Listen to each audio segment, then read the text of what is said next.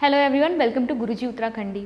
तो आप लोगों को पता है कि यहाँ पर गुरुजी उत्तराखंडी पे हम आपको लैब असिस्टेंट के कोर्स के प्रिपरेशन करा रहे हैं, जो आपके लैब असिस्टेंट एग्जाम के लिए बहुत इंपॉर्टेंट है। तो अगर आप लोग भी इस कोर्स का फ़ायदा उठाना चाहते हैं तो आपको क्या करना है, आपको गूगल प्ले स्टोर पे जाना है और वहाँ से आपको वेदाशी लर्निंग ऐप को डाउनलोड करना है। आपको लैब असिस्टेंट से जुड़ी हुई सारी डिटेल्स इस कोर्स की उस ऐप में मिल जाएंगी। आप वहाँ पर हमारे डेमो लेक्चर्स भी देख सकते हैं। आज के टॉपिक में हम डिस्कस करेंगे first law of thermodynamics, internal energy क्या होती है और एंथैल्पी यानी ऊष्मागतिकी का प्रथम नियम, आंतरिक ऊर्जा और एंथैल्पी को। तो सबसे पहले तो ये आपकी इंटरनल एनर्जी यानी आंतरिक ऊर्जा क्या होती है इसको समझने की कोशिश करते हैं। तो देखिए, इंटरनल एनर्जी क्या है, किसी भी सिस्टम में अगर हम कहें तो उसमें जितने भी मॉलिक्यूल्स हैं, ठीक है, उसके अंदर जितने भी फॉर्म्स ऑफ एनर्जी हैं, चाहे वो ट्रांसलेशनल हो, रोटेशनल हो, उसकी और जो मॉलिक्यूल्स के साथ वो इंटरेक्ट कर रहा है उसकी वजह से जो उसकी पोटेंशियल एनर्जी है, ठीक है, वो सारी एनर्जी सब मिलाकर होती है उसकी इंटरनल एनर्जी, ठीक है, उसकी आंतरिक ऊर्जा। तो आंतरिक ऊर्जा को रिप्रेजेंट करते हैं हम यू से। ये एक स्टेट फंक्शन है। स्टेट फंक्शन के बारे में हम पहले ही पढ़ चुके हैं, इससे पहले वाले वीडियो में हमने सारे थर्मोडायनेमिक्स से रिलेटेड टर्म्स को पढ़ा था। स्टेट फंक्शन का मतलब क्या है कि ये एक अवस्था फलन है, यानी ये सिर्फ इनिशियल और final state of the system पे डिपेंड करेगा, ठीक है। किसी भी निकाय में सबसे पहले उसकी क्या अवस्था थी, उस समय क्या थी उसकी वैल्यूज, उसकी इंटरनल एनर्जी की, और बाद में क्या उसकी वैल्यू हो गई। तो यहाँ फाइनल वैल्यू तो सिर्फ उसी पर डिपेंड करता है, पाथ पर डिपेंड नहीं करता, ठीक है, कि ये चेंज आया कैसे है इस सिस्टम के अंदर, उसके ऊपर ये डिपेंड नहीं करेगा। तो इंटरनल एनर्जी क्या है, एक स्टेट वेरिएबल या स्टेट फंक्शन है।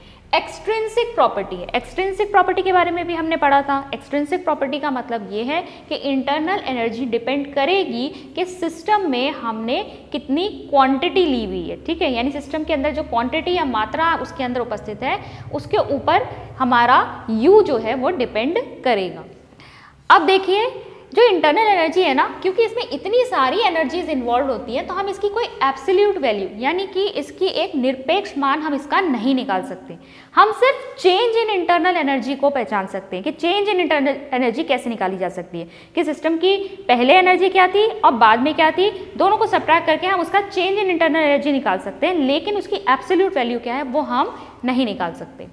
फिर चेंज इन इंटरनल एनर्जी को कैसे निकालेंगे, delta U is equal to किसी भी रिएक्शन में, किसी भी सिस्टम में कोई प्रोसेस हो रहा है तो प्रोडक्ट्स की जो टोटल इंटरनल एनर्जी, ये समेशन के लिए आ रहा है, ठीक है, जितने भी आपके प्रोडक्ट्स बने होंगे सबकी इंटरनल एनर्जी को आप ऐड कर देंगे तो आपकी टोटल प्रोडक्ट्स की आपकी इंटरनल एनर्जी आंतरिक ऊर्जा आ जाएगी। और यू आर जो हमने लिखा हुआ है, जितने भी आपके अभिकारक जो भी रिएक्शन में आपके रिएक्टेंट्स थे उनकी इंटरनल एनर्जीज को अगर हम ऐड करेंगे तो हमें ये sum of internal energy of reactant मिल जाएगा। अगर आप प्रोडक्ट की टोटल इंटरनल एनर्जी में से जितने भी रिएक्टेंट उनकी टोटल इंटरनल एनर्जी को सब्ट्रैक्ट करेंगे तो आपको चेंज इन इंटरनल एनर्जी यहाँ पर मिल जाएगा। अच्छा, change in internal energy represent क्या करता है, it represents heat change in a reaction at constant temperature and constant volume, ठीक है। सारी कंडीशंस को ध्यान में रखना बहुत ज़्यादा जरूरी है कि जिस भी टर्म को आप पढ़ रहे हैं ना वो किस कंडीशन के साथ अप्लाई हो रहा है ये जरूर ध्यान में रखना है। तो हमारा चेंज इन इंटरनल एनर्जी क्या रिप्रेजेंट करता है, हीट चेंज, ठीक है। कोई रिएक्शन अगर हुई है तो उसके दौरान उसमें जो ऊष्मा है उसमें क्या परिवर्तन आया है, हीट चेंज कितना आया है, उसी को रिप्रेजेंट करता है internal energy at constant temperature and constant volume. आयतन आपका स्थिर होना चाहिए, तापमान स्थिर होना चाहिए। अब देखिए, इसके ऊपर डिपेंड करते हुए हम देख लेते हैं कि किस तरीके से आप चेंज इन इंटरनल एनर्जी को बता सकते हैं कि कब ये नेगेटिव होगी कब पॉजिटिव होगी। अगर किसी रिएक्शन में हीट इवॉल्व हो रही है, ठीक है, ऊष्मा उसमें से निकल रही है उस रिएक्शन में, तो इसका मतलब है कि प्रोडक्ट की जो इंटरनल एनर्जी है वो कम हो जाएगी रिएक्टेंट की इंटरनल एनर्जी से। जितने भी रिएक्टेंट्स हैं उन्होंने रिएक्ट किया, प्रोडक्ट बनाया, लेकिन साथ ही साथ एनर्जी भी रिलीज हुई है, ठीक है, सिर्फ ऊष्मा ही नहीं कह सकते आप, एनर्जी किसी फॉर्म में जो रिलीज हुई है तो वहाँ पर इंटरनल एनर्जी प्रोडक्ट की क्या होगी, कम होगी रिएक्टेंट के कंपैरिजन में। तो यहाँ पर जो डेल्टा यू है आपका 0 से कम आएगा, यानी उसकी वैल्यू आएगी नेगेटिव, ऋणात्मक। अगर किसी रिएक्शन में आपकी एनर्जी जो है एब्जॉर्ब हुई है, ठीक है, अवशोषित हुई है, तो क्या होगा, प्रोडक्ट की इंटरनल एनर्जी ऑटोमेटिकली ज़्यादा हो जाएगी। रिएक्टेंट से एनर्जी एब्जॉर्ब करी और फिर एक प्रोडक्ट बनाया है तो आपका प्रोडक्ट जो है, जो उत्पाद यहाँ पर बना है उसकी इंटरनल एनर्जी ज़्यादा होगी रिएक्टेंट से।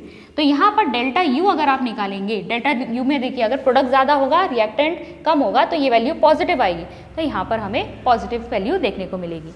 अगर आइसोथर्मल प्रोसेस की बात करें, आइसोथर्मल प्रोसेस का मतलब क्या है, आपका temperature delta T is equal to 0, temperature में कोई चेंज नहीं हो रहा है। तो आइसोथर्मल प्रोसेस जिसमें एक आइडियल गैस हमने लिया, आदर्श गैस हमने ली है, तो उस केस में जो चेंज इन इंटरनल एनर्जी होता है वो 0 होता है। ये चीज़ भी ध्यान में रखनी है, कभी कभी डायरेक्ट क्वेश्चन आ जाता है, ठीक है, वैल्यू ऑफ डेल्टा यू क्या होगी एट कांस्टेंट टेम्परेचर या आइसोथर्मल प्रोसेस जिसमें आइडियल गैस इन्वॉल्व हो, तो उसमें डेल्टा यू की वैल्यू क्या आएगी। तो वहाँ आपको पता होना चाहिए, 4 ऑप्शंस दिए होंगे, पॉजिटिव होगी, नेगेटिव होगी, 0 होगी, ठीक है, या इनमें से कोई नहीं। तो ये आपको ध्यान में रखना है, आप डायरेक्ट इसका आंसर कर सकते हैं।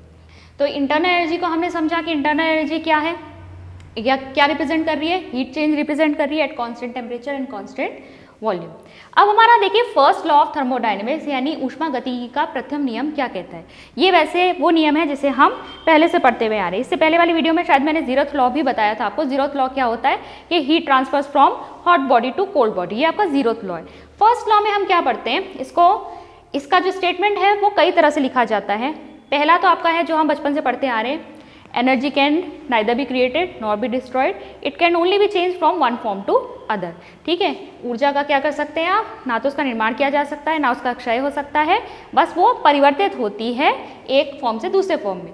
यहाँ पर हम ये भी कह सकते हैं इसको कि total energy of the universe, universe में क्या क्या आ जाएगा, ब्रह्मांड में क्या क्या आता है, सिस्टम एंड सराउंडिंग, ठीक है। सिस्टम और जो सराउंडिंग है यानी निकाय और परिवेश की जो टोटल इंटरनल एनर्जी है वो हमेशा कांस्टेंट यानी स्थिर रहेगी during any physical and chemical change. अगर सिस्टम एनर्जी रिलीज कर रहा है तो वो सराउंडिंग में चली जाएगी, अगर सराउंडिंग से एनर्जी वो ले रहा है तो वो सिस्टम में चली जाएगी, लेकिन वो एनर्जी जो है हमेशा क्या रहेगी, कांस्टेंट रहेगी, बस ट्रांसफर हो सकता है सिस्टम और सराउंडिंग के बीच में। तो ये भी एक स्टेटमेंट है इसका। फिर हम ये भी लिख सकते हैं कि एक विलगित निकाय की ऊर्जा अपरिवर्तनीय होती है, यानी एक आइसोलेटेड सिस्टम अगर है, आइसोलेटेड सिस्टम की जो एनर्जी है वो चेंज नहीं होती, ठीक है। आइसोलेटेड सिस्टम के बारे में हमने पढ़ रखा है कि उसमें सिस्टम और सराउंडिंग के बीच में किसी भी तरह का मैटर या एनर्जी का एक्सचेंज नहीं होता, उसे हम आइसोलेटेड सिस्टम कहते हैं। तो जब मैटर और एनर्जी का एक्सचेंज हो ही नहीं रहा है तो जो इंटरनल एनर्जी है उस आइसोलेटेड सिस्टम की वो क्या रहेगी, वो चेंज होगी ही नहीं, वो स्थिर रहेगी। तो इस तरीके से भी इसको लिखा जा सकता है, इसको अलग अलग इसके स्टेटमेंट से। मैथमेटिकली अगर आप रिप्रेजेंट करेंगे तो कैसे करेंगे, मान लीजिए मेरे पास एक सिस्टम है जिसकी इंटरनल एनर्जी इस समय U1 है, इसने Q हीट एब्जॉर्ब करी, ठीक है, Q अमाउंट ऑफ हीट इसने एब्जॉर्ब करी, तो यहाँ पर क्या हो जाएगा, इसमें अवशोषित हुई है Q अमाउंट ऑफ हीट, तो अब इंटरनल एनर्जी क्या हो जाएगी, U1 प्लस Q, क्योंकि Q अमाउंट ऑफ हीट उसने ले ली। अब इसके ऊपर मान लीजिए मैंने W अमाउंट ऑफ वर्क किया, इसके ऊपर मैंने कुछ कार्य किया है जो कि W है, तो यहाँ पर क्या होगा, वो भी इंटरनल एनर्जी को ऐड कर देगा। देखिए इंटरनल एनर्जी ना दो तरीके से चेंज हो सकती है किसी भी सिस्टम की, या तो आप उसमें हीट दे दीजिए, ठीक है, हीट दे दीजिए या हीट निकाल दीजिए, यानी टेम्परेचर में चेंज ले आइए, या फिर उसके ऊपर कुछ वर्क करिए। आप उस सिस्टम पे वर्क करेंगे वो पॉजिटिव होगा, सिस्टम से वर्क करवाएंगे तो वो नेगेटिव हो जाएगा। तो यहाँ मैं क्या कर रही हूँ, एक तो हीट एब्जॉर्ब हुई है, ये पॉजिटिव ली जाएगी, दूसरा मैंने इसके ऊपर काम किया है तो ये भी पॉजिटिव। अब टोटल इंटरनल एनर्जी जो क्या है U2 से अगर हम रिप्रेजेंट करेंगे तो क्या आएगी, U2 is equal to Q plus U1 plus W। U1 को इधर ले जाइए तो क्या आएगा, आपका साइन चेंज हो जाएगा, U2 minus U1 is equal to Q plus W। U2 minus U1 यानी final internal energy minus initial internal energy यानी डेल्टा U, यानी कि चेंज इन इंटरनल एनर्जी। आंतरिक ऊर्जा में परिवर्तन किसके बराबर आ गया, जितना हीट उसने एब्जॉर्ब करी थी और जितना कार्य उस पर किया गया था। क्योंकि हमें पता है W की वैल्यू क्या होती है, हम इसे पहले पिछले वाले वीडियो में डिराइव कर चुके हैं।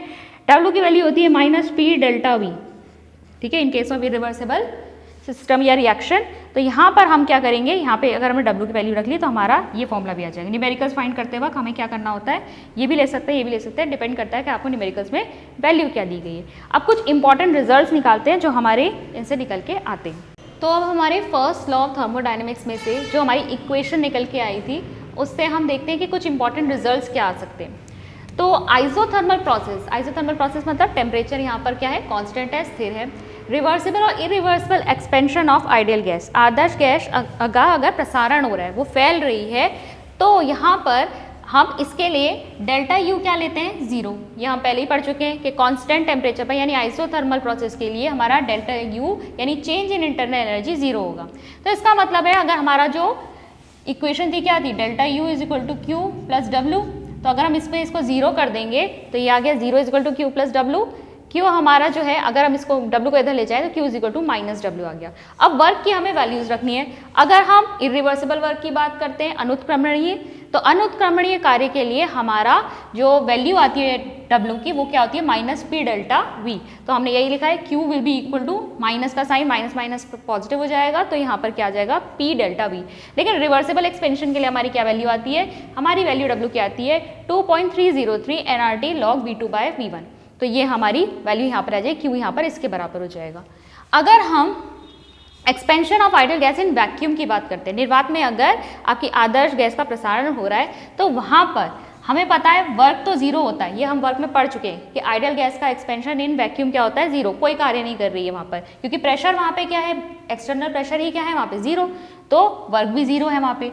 वर्क जीरो हो गया तो हमारी यहाँ इंटरनल एनर्जी भी जीरो होगी, तो यहाँ पर क्या हो जाएगा, Q भी हमारा किसके इक्विवेलेंट हो जाएगा, जीरो के। अगर आपका इस इक्वेशन में ये भी जीरो हो गया है, ये भी जीरो हो गया है, तो Q क्या हो जाएगा, जीरो के इक्वल हो जाएगा। फिर देखिए for adiabatic process, adiabatic process का मतलब क्या है, यहाँ पर जो चेंज इन हीट होता है, ठीक है, डेल्टा Q कर सकते हैं, डेल्टा Q जो है वो जीरो होता है, ठीक है, ना तो हीट यहाँ पे एब्जॉर्ब होगी ना ही रिलीज होगी, कोई चेंज नहीं आएगा हीट में। तो इस केस में जब आपका Q जीरो हो जाएगा तो हमारा delta U change in internal energy किसके इक्विवेलेंट हो जाएगी, W, ठीक है, कार्य के इक्विवेलेंट हो जाएगी, और वो भी कैसा, एडियाबेटिक वर्क। और आइसोकोरिक प्रोसेस जहाँ पे आपका वॉल्यूम सेम रहता है या कांस्टेंट रहता है, यानी सम आयतनिक प्रक्रम जो होता है उसमें आपका डेल्टा V क्या है, चेंज इन वॉल्यूम जीरो। अब चेंज इन वॉल्यूम जीरो हो गया तो अगर देखिए वर्क की क्या होती है ना, यहाँ पे फॉर्मूला होता है P delta V, change in volume zero हो गया तो ये पूरा टर्म जीरो हो गया, यानी वर्क जो है यहाँ पर जीरो हो गया। तो इस केस में आपका डेल्टा U किसके इक्वल आएगा, हीट के इक्वल आएगा, यानी कि यहाँ पे V हमने लिखा है कांस्टेंट वॉल्यूम पे। और इसी चीज़ को हमने इंटरनल एनर्जी में पढ़ा भी था कि इंटरनल एनर्जी किसके इक्विवेलेंट होती है, heat change at constant volume and constant temperature.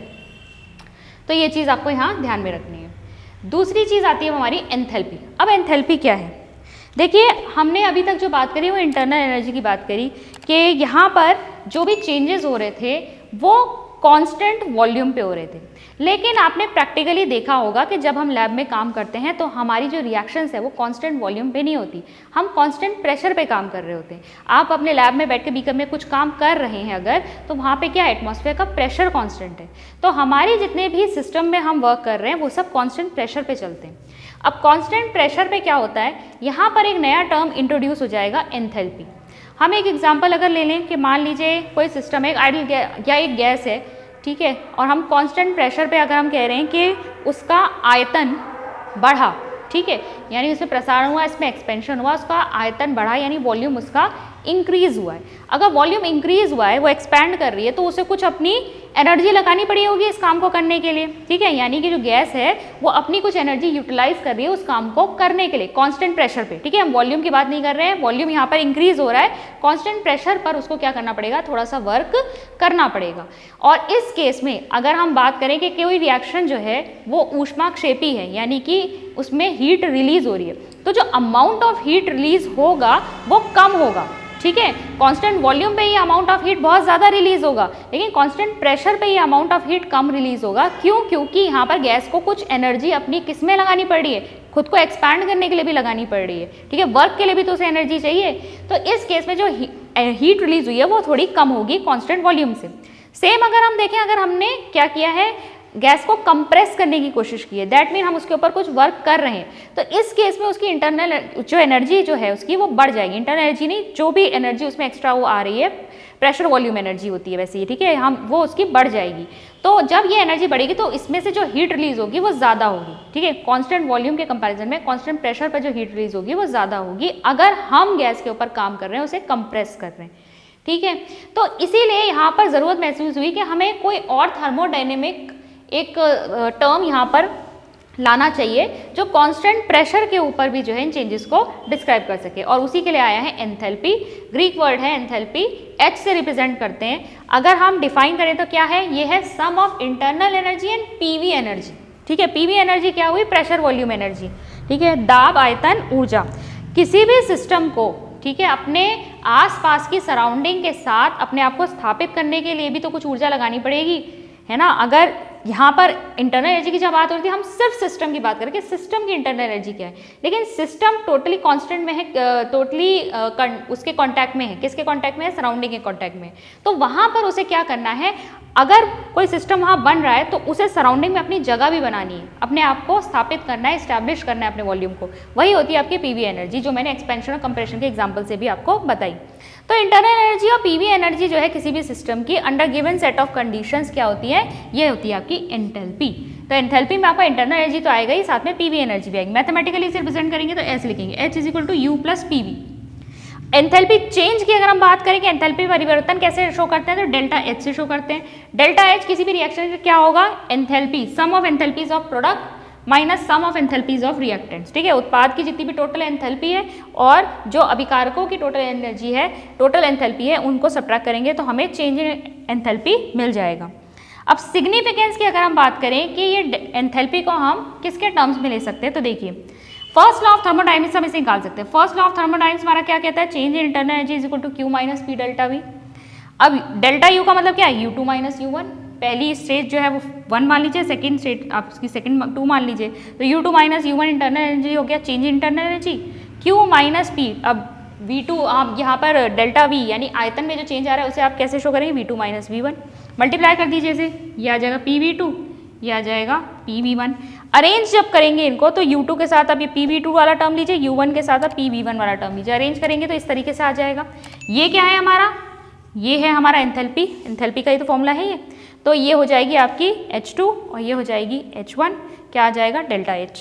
Delta H यानी चेंज इन एंथैल्पी किसके बराबर आ रहा है, heat change at constant pressure. ठीक है, हमने इंटरनल एनर्जी में क्या निकाला था, internal energy is equal to heat change at constant volume, स्थिर आयतन पर। लेकिन एंथैल्पी चेंज क्या आता है, enthalpy change is equal to heat change at constant pressure, स्थिर दाब पर। तो ये चीज़ यहाँ पे आपको ध्यान में रखनी है। किसी रिएक्शन में जो हीट चेंज की वैल्यू है वो क्या आएगी, वो हम कैसे देख सकते हैं। अगर हम एक्सोथर्मिक रिएक्शन की बात करें यानी ऊष्माक्षेपी आपकी अभिक्रिया जो होती है, आप देखिए इस वाले फॉर्मूले को लगाएंगे, delta H is equal to summation of H products minus summation of H reactants. तो यहाँ पर क्या होगा, हमारा जो एक्सोथर्मिक रिएक्शन में जो प्रोडक्ट्स की एंथैल्पी वो कम होगी और रिएक्टेंट्स की ज़्यादा होगी, इस केस में आपका डेल्टा H आएगा नेगेटिव। एंडोथर्मिक रिएक्शन में क्योंकि हीट एब्जॉर्ब हुई है तो प्रोडक्ट्स की जो एंथैल्पी वो ज़्यादा हो जाएगी रिएक्टेंट से, तो हमारा डेल्टा H क्या आएगा, पॉजिटिव। अब देखिए यानी डेल्टा H की वैल्यूज़ अगर आपको रिएक्शंस के आगे लिखी हुई दे रखी हो तो आप पहचान सकते हैं कि कोई रिएक्शन एक्सोथर्मिक है या एंडोथर्मिक है। ठीक है, और जो रिएक्शंस में आपके हीट चेंजेस बताए गए होते हैं, ठीक है, आपके रिएक्शन के साथ स्टेट्स भी लिखी हो और उसमें साथ में हीट चेंज क्या हो रहा है वो भी बताया गया हो, ऐसी रिएक्शंस को हम कहते हैं थर्मोकेमिकल रिएक्शन। तो ये था आज का टॉपिक, फिर आई होप समझ में आया होगा। मिलते हैं नेक्स्ट वीडियो में, thank you. For more online courses, download Vedasri Learning app.